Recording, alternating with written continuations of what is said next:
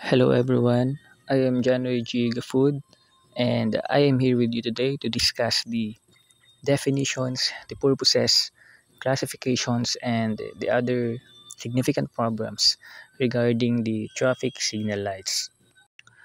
So ano nga ba ang traffic signal light?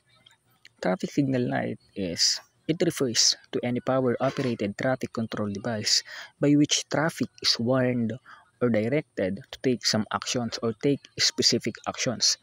Traffic light signals are used to control traffic and junctions, and it also helps to stop traffic like traffic congestion, ganon, to provide safe crossing points for pedestrian and cyclists. And what is the purpose of traffic light? So, ang purpose ng traffic light is it regulates traffic flow at interactions or intersections and road crossings in like a matter of alternating the go and stop signals so that every driver gets his fair share on the road.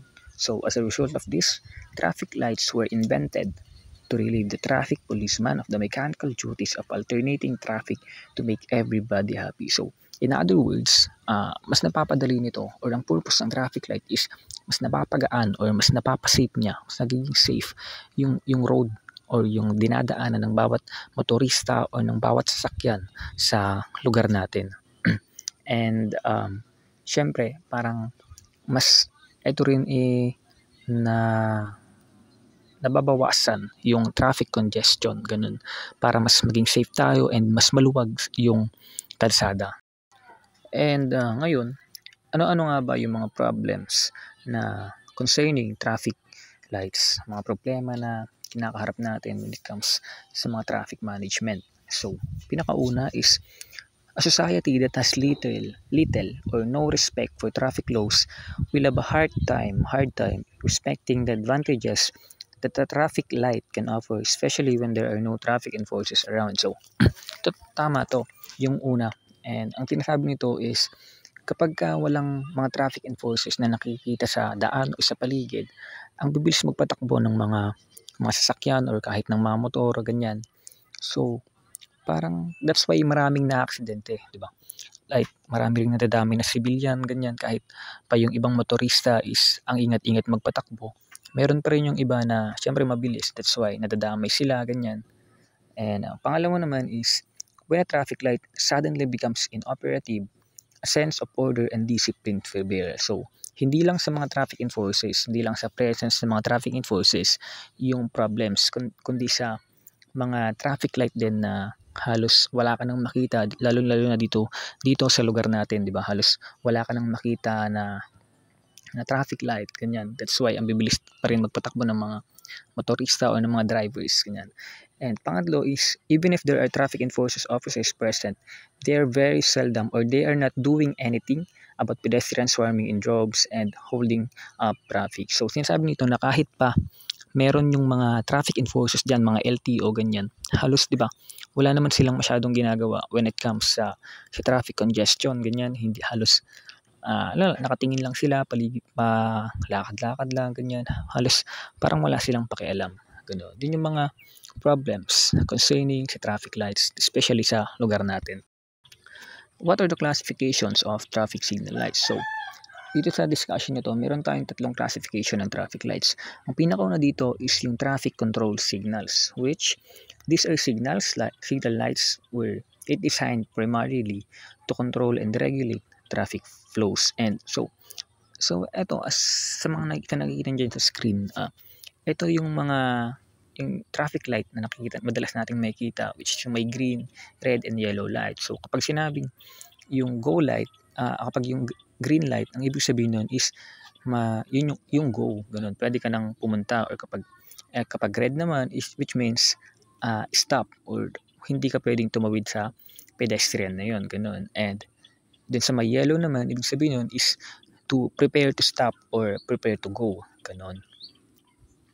Yun yung traffic control light or traffic signal light na sinasabi natin. Na madalas sana natin nakikita, ganyan, pero supposedly i-regulate niya naman dapat yung di ba, yung congestion, yung traffic congestion, pero halos wala na tayong makitang ganun ngayon, and hindi rin naman kasi sunod-sunod. That's why parang wala na rin nagkakabit or naglalagay ng traffic control signals or traffic control lights. Pangalawa is yung special pedestrian signal. It helps pedestrian cross an intersection with traffic lights. These signal lights provide regulation for pedestrian like walk and do not walk signal lights. So, ang ilaw na to or pedestrian signal na to is para siya sa mga taong naglalakad. Ganun. So, kapag kapag nakailaw yung green na like tao naglalakad, ibig sabihin is pwede ka nang tumawid. Ganun. Pero kapag red naman is supposedly dapat hindi ka maglalakad or do not walk in there. Parang ganun.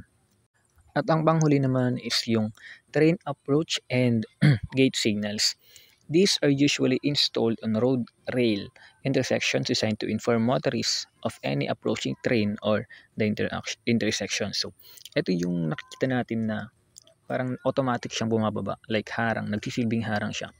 Kasi, ibig sabihin nun na may dadaan or may train na dadaan or may malaking sasakyan na dadaan. That's why, hindi ka muna pwedeng tumawid hanggang sa makalagpas yung train o yung malaking sasakyan na dadaan.